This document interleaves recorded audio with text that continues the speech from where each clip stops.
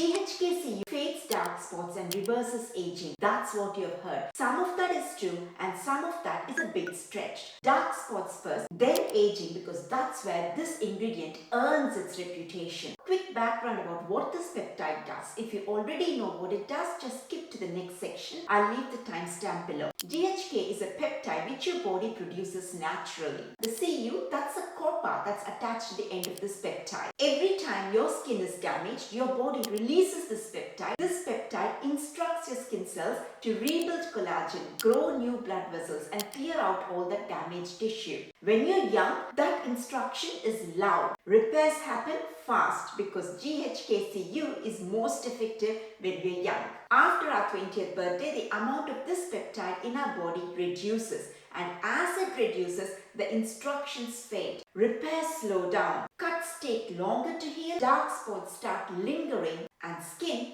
loses its firmness. Not because your skin has forgotten how to repair itself, but because the signal telling it to repair itself has gone a bit quieter. So now to dark spots. When your skin is damaged, be it by sun's UV rays, breakouts, or friction, your skin starts to panic. And as a response to that panic, our skin cells starts producing melanin to protect that area. But often it ends up producing extra melanin, and that extra melanin is a dark spot. The problem is, even after our skin has healed, our skin cells continue producing that melanin. It continues producing that melanin as long as the inflammation underneath is there. As long as that inflammation stays, your skin cells think it's still under attack, and so it continues producing that melanin. Now, GHK-Cu is a repair instruction. What it tells the skin cells basically is simple. It just says emergency over. So stop panicking. When that instruction reaches that damaged area, the inflammation goes down. Once the inflammation goes down, our skin cells stop producing that melanin. Basically, this peptide tells our skin cells that there is no need to produce that melanin anymore because that part of the skin has healed. In 2012, as a part of a clinical study, a group of women used this peptide on their skin twice a day for about 12 weeks. They noticed a 30% reduction in their hyperpigmentation. That's real clinically measured improvement. But here is the part worth knowing. If your hyperpigmentation and dark spots is very deep, you need a dedicated anti-pigmentation ingredient like azelaic acid, alpha-arbutin, tranexamic acid. These anti-pigmentation ingredients, they do just one job. They go after that melanin and destroy that excess melanin. Now that's something this peptide can't do. This peptide is not classified as an anti-pigmentation skincare ingredient. It doesn't go after the melanin, it goes behind the reason that extra melanin is being produced. Which is good, not bad at all, but definitely not as effective as what an anti-pigmentation skincare ingredient would do. Now to the part how this peptide helps with the well-aging of our skin. Now this is where this peptide separates itself from all the other peptides.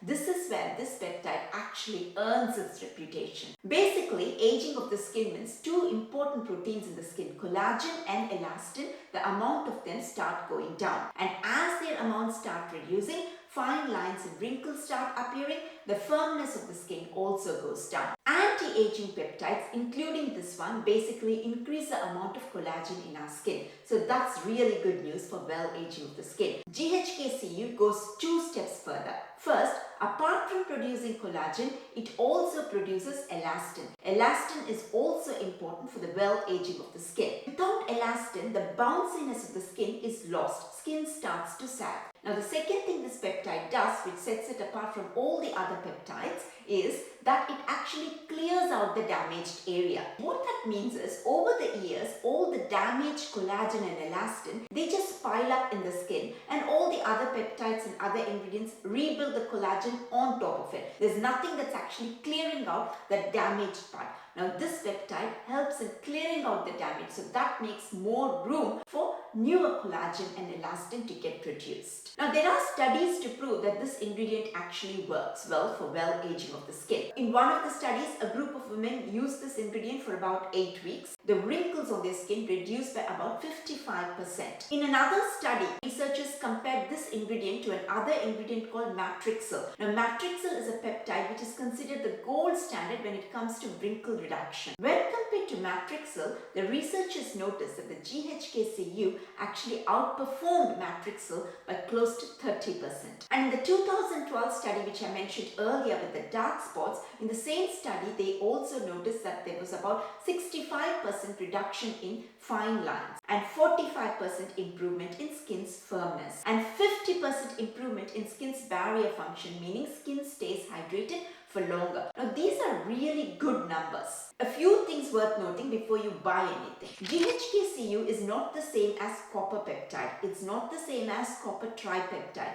It's the same as copper-tripeptide 1. So that's what you need to find in the ingredient name. Now copper-tripeptide 1 is its scientific name. So sometimes it can be called GHK-Cu, but often it's also called copper-tripeptide 1. It works well alongside retinol, not instead of retinol. So use your retinol and also use your GHK-Cu.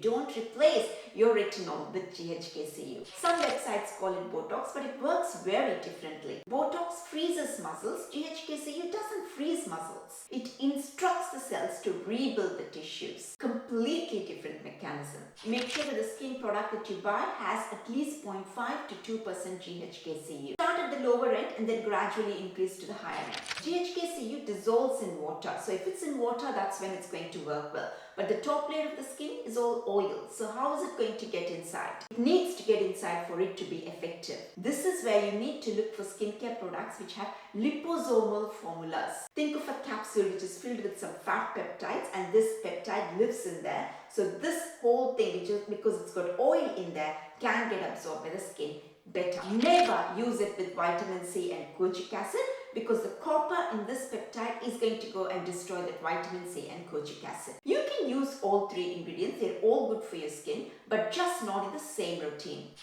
There are also pills that you can take for this peptide, but if you're looking for benefit for the skin, those pills are not going to help your skin. Once you swallow them, your stomach acid starts using them and everything gets broken down there way before, and it probably never even reaches your skin. So its benefits not going to come to the skin at all. Topical application is the route when it comes to benefits for skin. Of course, you've got injections as well. For that, you would have to go to a reputable, certified, licensed healthcare professional. Its benefits are real. A lot of studies have been done on it to show that they work well on our skin, but it is not a replacement for products like sunscreen or your retinol or your vitamin C or your anti-pigmentation ingredients. It works well in addition, parallel to those ingredients. That's about it. I hope you found this video useful. If you did, please give me a like and do subscribe to my channel because that will really help me a lot. Bye for now.